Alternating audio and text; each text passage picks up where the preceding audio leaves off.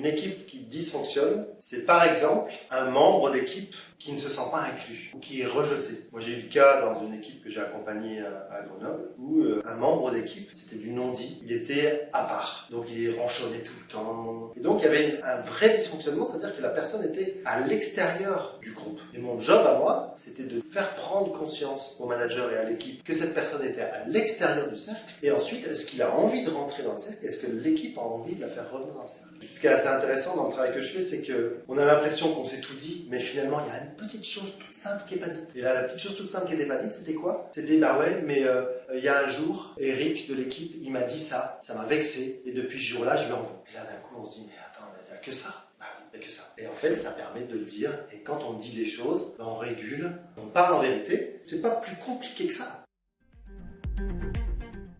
Une équipe qui dysfonctionne, c'est aussi parfois le manager ou le directeur ou le chef d'entreprise qui a une relation particulière avec une personne, un membre, et qui se moque. En fait, on se moque, tout le monde rigole. Et même la personne qui est moquée, il rigole. Et j'ai un exemple très clair d'un jeune portugais qui est rentré dans une boîte de construction, et il avait un accent, il parlait pas très bien français, il a appris le français petit à petit. Et son patron se moquait de son accent. À chaque fois, il se moquait et tout le monde rigolait. Moi, quand je suis arrivé dans cette équipe, à un moment donné, j'ai dit, mais c'est normal quand on se moque de son accent? Ah ouais, c'est toujours comme ça, mais on se marre. Je dis, ouais, d'accord, ok. Et je me suis tourné vers la personne, le jeune, et je lui dis, t'aimes bien quand on se moque de ton accent? Et là, j'ai senti que c'est posé, tout le monde se regardait. Et lui-même, il a dit à un moment donné, bah non, en fait, j'aime pas.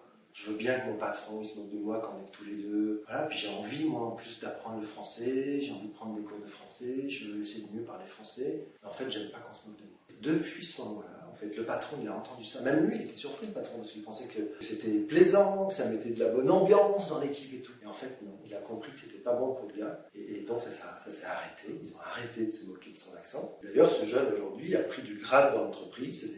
C'est pratiquement le numéro 3. Il parle de mieux en mieux. Il a encore des petits défauts de langue et tout ça, mais on se moque plus de lui. C'est terminé.